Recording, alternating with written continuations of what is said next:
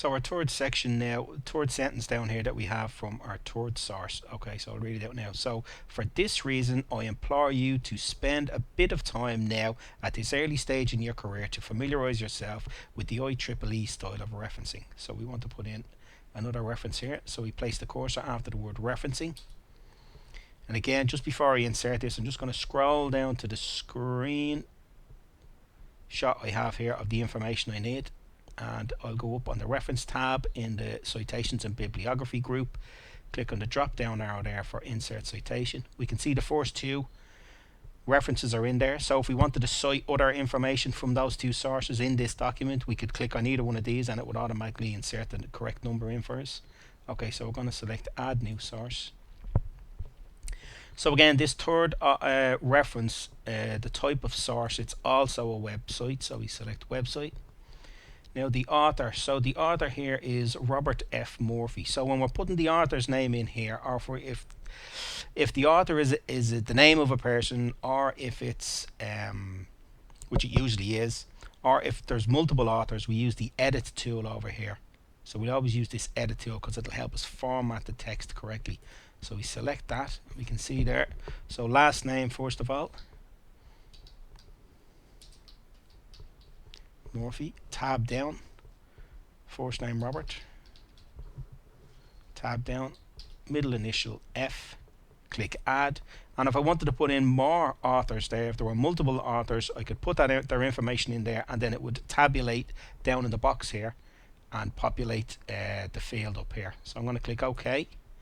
So we can see there we have his name in there. Okay, so now the name of the web page is the IEEE Citation Style Guide.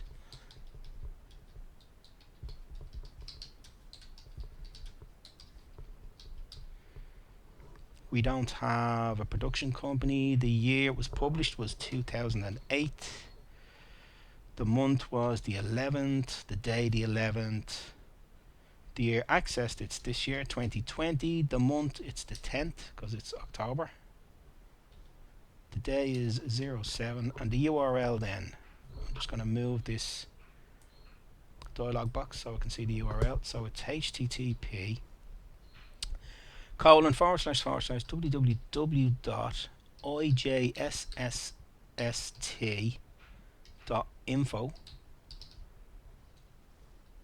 /info / capital IEEE dash citation capital C dash style guide capital S capital G also .pdf.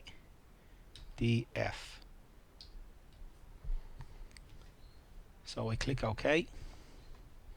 So if I scroll back up now to the top of the page, and I can see there that my third reference has been inserted there, number 3 inside square brackets. I go down to my reference list, left click on this, and then we want to update the citations. We update it, and there Word has automatically formatted the reference list the way we want it with all our information. I'm just going to check this URL to see if I've typed it in correctly. So I'm just going to copy that, Control C, open up my browser, paste it into the address bar at the top, and hit enter. So not found. So I must not have typed that in correctly. No problem.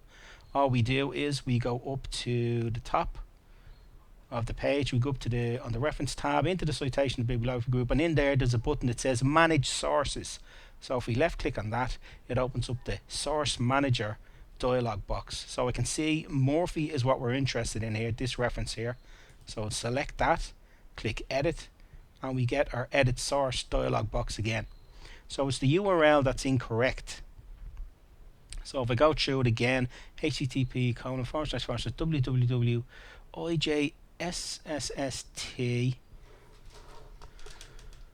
/info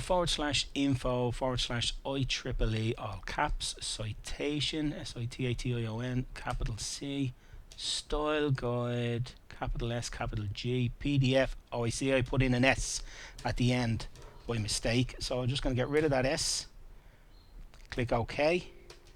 So this source exists in your master list and current document. Do you want to update it? Yes, I do, because I've just fixed it. Click close, and I can see that I'm going to have to update the reference list again just to reflect this. So I click on update, and I can see it's made the correction there. Now just again, I'm going to copy this URL, Control C, because if this URL is incorrect, there's absolutely no point putting it in there. I'm going to paste it in there, hit return, and yes, it brings me to the document I wanted it to bring me to, the web page. Okay, great. So there you go. So that's how to use the referencing tool in Word for the IEEE style of referencing.